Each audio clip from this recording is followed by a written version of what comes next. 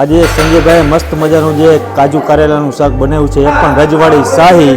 તો આજે આપણે આનું ટેસ્ટિંગ કરશું અને તમને બતાવશું કે આ શાક આજે કેવું બન્યું છે.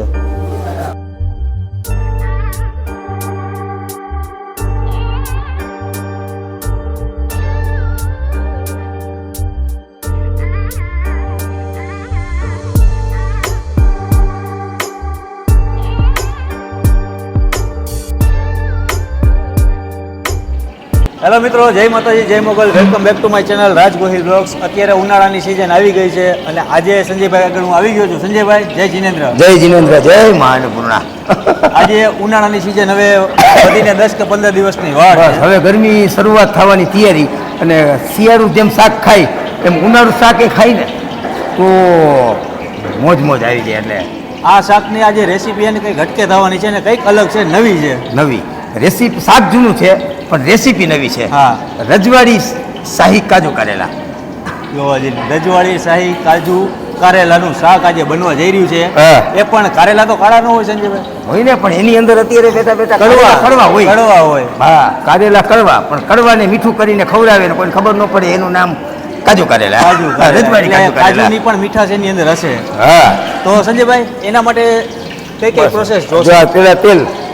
અચ્છા, પેલા તો આની અંદર તેલ છે. હવે આની કેટલી પ્રોસેસ છે આપણે જોઈએ. હા, લીમડો છે, ટમેટા, હા, દ્રાક્ષ લીલી, ટોપરાનું ખમણ, હા, આદુ, મરચાની પેસ્ટ, આ શિમલા મરચા લાલ લીલા પીળા, હા, આ કાજુ તરેલા કાજુ ઘીમાં તરી નાખવાના. અચ્છા, ફ્રાય કરેલા છે.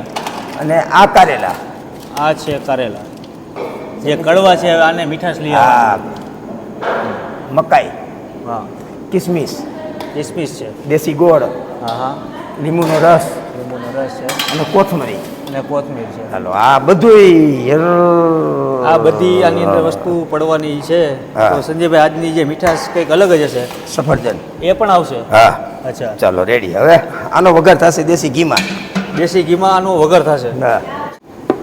અત્યારે આ દેશી ઘીમાં વઘાર જે કાજુ કારેલાનું શાક આજે બનવા જઈ રહ્યું છે એ પણ રજવાડી શાહી. કારણ કે ઉનાળાની સિઝન હવે આવી ગઈ છે.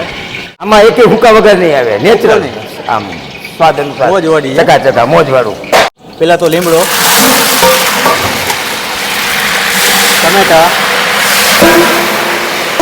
ટમેટા, આદુ મરચાની પેસ્ટ છે, દ્રાક્ષ, પછી આવશે લીલી દ્રાક્ષ, પછી આની અંદર પડશે સફરજનનું કટિંગ, સફરજન,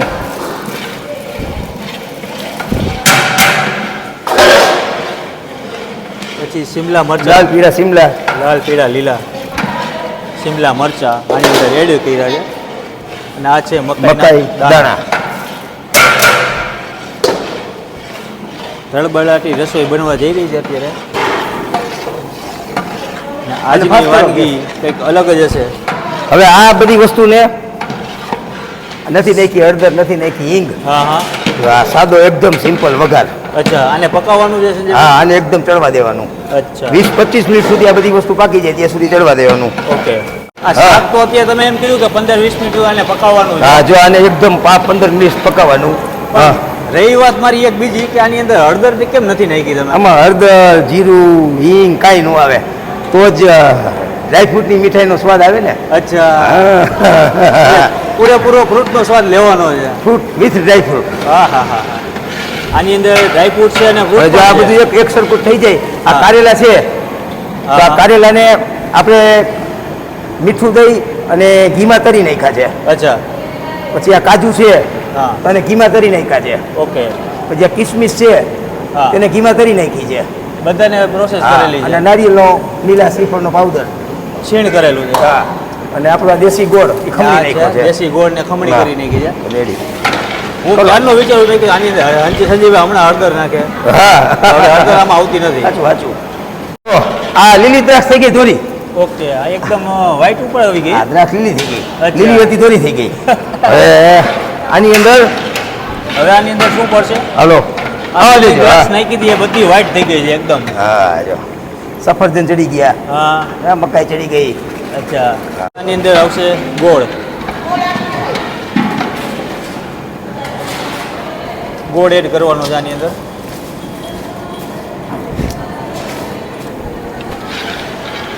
આની અંદર પડશે કિસમિસ.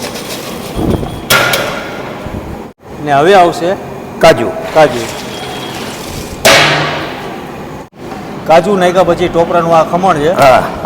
જે છીલી નાખ્યું છે એકદમ ઝીણું કરી. અને હવે આની અંદર આવશે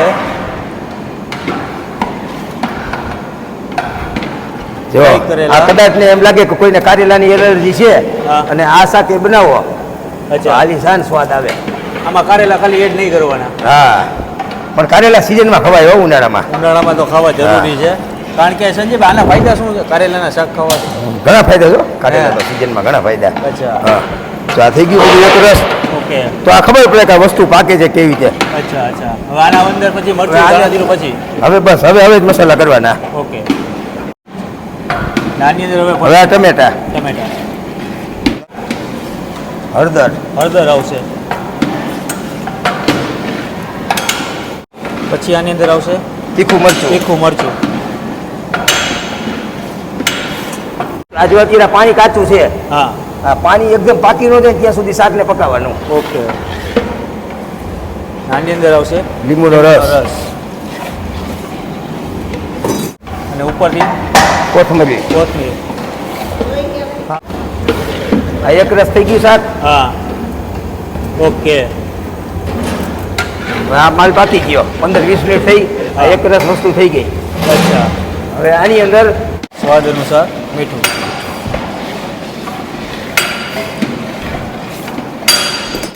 કોથમરી. ઉપરથી આવી કોથમીર. હવે શાક પૂર્ણાહુતિ ઉપર છે. હા.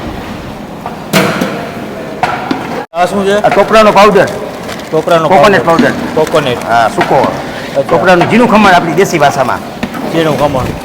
આની અંદર 1 ટકો પાણી નથી નાખ્યું, હા. પણ માલ પાકી જાય. અચ્છા. અને જો આ છે, હા, નથી મસાલો નથી કાંઈ, હા. ખાલી મીઠું મરચું ને હળદર. બરાબર. જો આ પાકી ગયું શાક. એવા બુરબુરિયા બોલવા માંડ્યા એટલે શાક પાકી ગયું. તો હવે આ શાક તૈયાર છે કે બાકી છે? બસ હવે તૈયાર હો. ઓકે. હા. વાહ. હા, સંજયભાઈની મજા છે હો ભાઈ. આજે સંજયભાઈ મસ્ત મજાનું જે કાજુ કારેલાનું શાક બનાવ્યું છે એ પણ રજવાડી શાહી.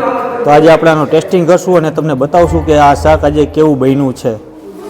ભાઈ અત્યારે આ તમે જે શાક જોઈ રહ્યા છો જે કારેલાનું શાક છે, રજવાડી શાહી કાજુ કારેલાનું શાક છે, જે સંજયભાઈએ મસ્ત મજાનું જે આની અંદર જે કહેવાય કાજુ તળેલા ફ્રાય કરેલા કાજુ છે, પછી દ્રાક્ષ છે, સફરજન છે, ટોપરાનું છીણ છે. કારણ કે કારેલા એને કડવા હોય, હવે એને મીઠાશ આપવા માટે એને સંજયભાઈ ડ્રાયફ્રૂટની અંદર ડ્રાયફ્રૂટ છે અને વિથ ફ્રૂટ છે એ પણ આની અંદર એડ કર્યા છે. તો જોઈએ આનો સ્વાદ કેવો આવે છે. કારણ કે કારેલા બહુ ઓછા લોકોને ભાવતા હોય છે અને આ શાક એવું છે જે ગુણકારી છે અને ઘણા બધાના ફાયદા બેનિફિટ હોતા હોય છે. તો હવે આનું આપણે ટેસ્ટ કરશું.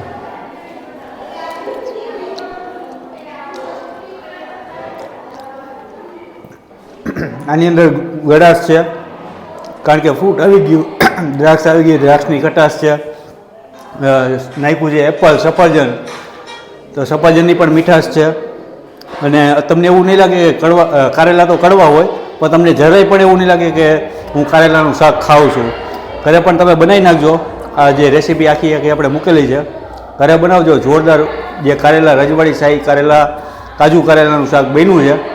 જય માતાજી, જય મુગલ, જય શ્રી કૃષ્ણ, જય દ્વારકાધીશ.